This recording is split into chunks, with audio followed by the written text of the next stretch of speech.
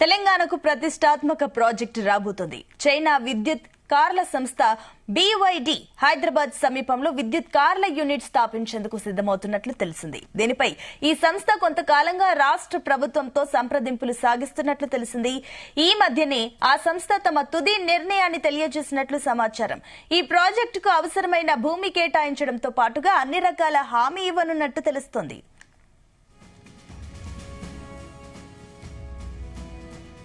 హైదరాబాద్ పరిసరాల్లో యూనిట్ ఏర్పాటుకు అనువైన 3 ప్రదేశాలను BYDకి రాష్ట్ర ప్రభుత్వం ప్రతిపాదించింది. ఈ మూడింటిని ఆ సంస్థ ప్రతినిధులు పరిశీలిస్తున్నారు.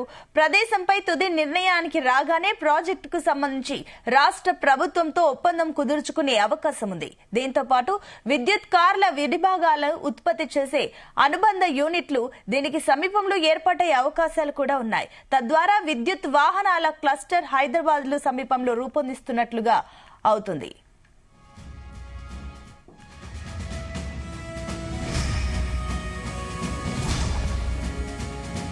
BYD కొన్నేళ్లుగా భారత్ లో కార్యకలాపాలు సాగిస్తున్నా ఇక్కడ సొంత యూనిట్లు లేవు. ప్రస్తుతం BYD విద్యుత్ కార్లను చైనా నుంచి మన దేశానికి తీసుకువచ్చి విక్రయిస్తోంది. ఇందుకోసం ఎక్కువ ట్యాక్స్ చెల్లించాల్సి రావడంతో ప్రస్తుతం ఈ కార్ల ధర ఎక్కువగా ఉంది. ఫలితంగా ఆశించిన రీతిలో అమ్మకాలు చేయలేకపోతుంది. విద్యుత్ కార్లను మన దేశంలో ఉత్పత్తి చేస్తే ధర తగ్గుతుంది. తద్వారా అమ్మకాలు కూడా గణనీయంగా పెంచుకోవడానికి అవకాశం ఏర్పడుతుంది.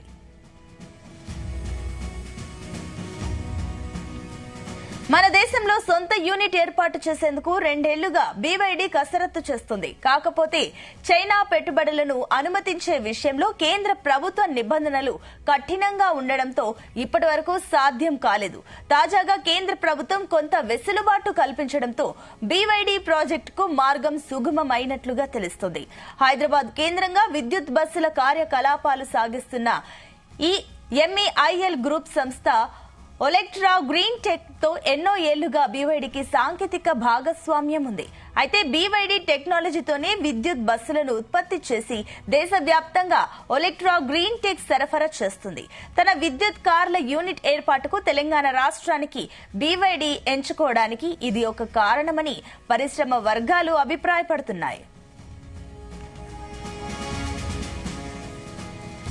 కార్ల అసెంబ్లింగ్ పాయింట్ తో పాటుగా 20 గిగావాట్ల బ్యాటరీ ప్లాంట్ ఏర్పాటు చేయాలనేది BYD ప్రణాళికగా తెలుస్తుంది. 5 నుంచి 7 ఏళ్లలో ఏటా 6 లక్షల విద్యుత్ కార్ల ఉత్పత్తి సామర్థ్యాన్ని సాధించే స్థాయికి తన కార్యకలాపాలను విస్తరించాలని ఈ సంస్థ భావిస్తుంది.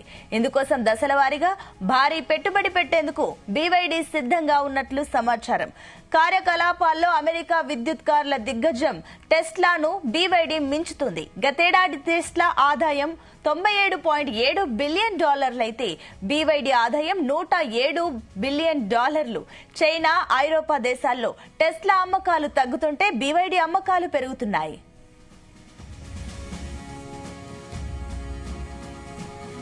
కేవలం 5 నుంచి 8 నిమిషాల వ్యవధిలోనే విద్యుత్ కార్ల బ్యాటరీని పూర్తిగా ఛార్జ్ చేయగలిగే ఒక మెగావాల్ట్ ఫ్లాష్ ఛార్జర్ ను ఈ సంస్థ ఇటీవల విడుదల చేసింది. దీంతో ఒకసారి ఛార్జ్ చేసి 400 కిలోమీటర్ల దూరం ప్రయాణం చేయొచ్చు.